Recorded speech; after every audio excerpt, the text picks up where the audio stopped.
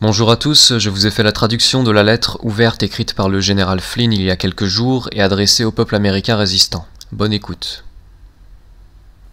Nous sommes témoins d'attaques vicieuses des ennemis sur tout ce qui est bon, et notre président doit agir d'une manière qu'on n'a pas vue depuis des décennies, voire des siècles. La nature biblique du bien contre le mal ne peut pas être écartée lorsque nous examinons ce qui se passe dans les rues d'Amérique. C'est le marxisme, sous la forme de l'Antifa et du mouvement Black Lives Matter, contre nos professionnels de l'application de la loi, très compétents et très sous-estimés, dont la grande majorité se bat pour nous fournir des maisons, des rues et des communautés sûres et sécurisées. Lorsque le destin des États-Unis est en jeu, et c'est le cas, c'est l'avenir même du monde entier qui est menacé.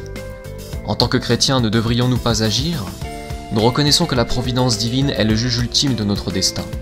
En accomplissant notre destin de nation éprise de liberté, la providence nous oblige à faire notre part dans nos communautés. Elle nous encourage, dans cette lutte contre les forces du mal, à affronter nos peurs de front. Aucun ennemi sur terre n'est plus fort que les forces unies des peuples qui craignent Dieu et aiment la liberté. Nous ne pouvons plus prétendre que ces forces obscures vont disparaître par la seule prière. Les prières sont importantes, mais il faut agir. Cette action est nécessaire au niveau local, étatique et fédéral. Il faut également agir dans les domaines de l'économie, des médias, du clergé et de l'Église.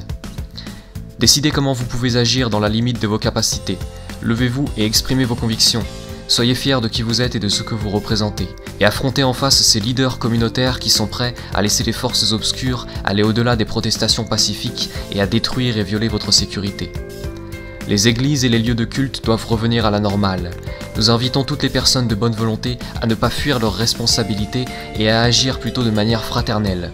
Pour cela, agissez dans un esprit de charité. Nous ne pouvons pas manquer de respect ou ignorer la loi naturelle ainsi que nos propres droits et libertés religieuses. Je constate que les personnes âgées perdent leur lien avec tout ce qui est bon dans leur vie, leur lien avec leur foi, leur famille et leurs libertés individuelles, en particulier le simple fait d'aller à l'église, ce qu'elles font depuis des décennies. Ne soyons pas intimidés et ne craignons pas ceux qui crient que nous sommes en minorité, nous ne le sommes pas. Le bien est toujours plus puissant et l'emportera sur le mal. Cependant, le mal réussira pour un temps lorsque les gens de bien seront séparés les uns des autres et de leur vie personnelle, les enfants loin de leurs enseignants, les prêcheurs de leur congrégation, les clients de leurs entreprises locales. L'Amérique ne cédera jamais au mal, les Américains travaillent ensemble pour résoudre les problèmes. Nous ne permettons pas et ne devrions jamais permettre à l'anarchie et aux forces du mal qui la sous-tendent d'opérer dans n'importe quelle rue de notre nation.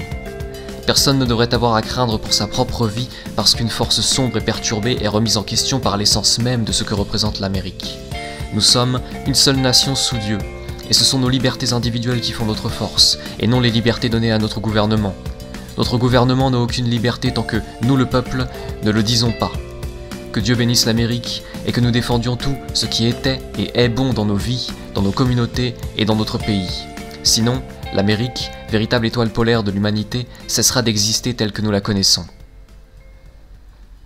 Merci de votre écoute. La Croix du Sud est une chaîne nouvelle, vous pouvez nous aider en vous abonnant et en partageant cette vidéo.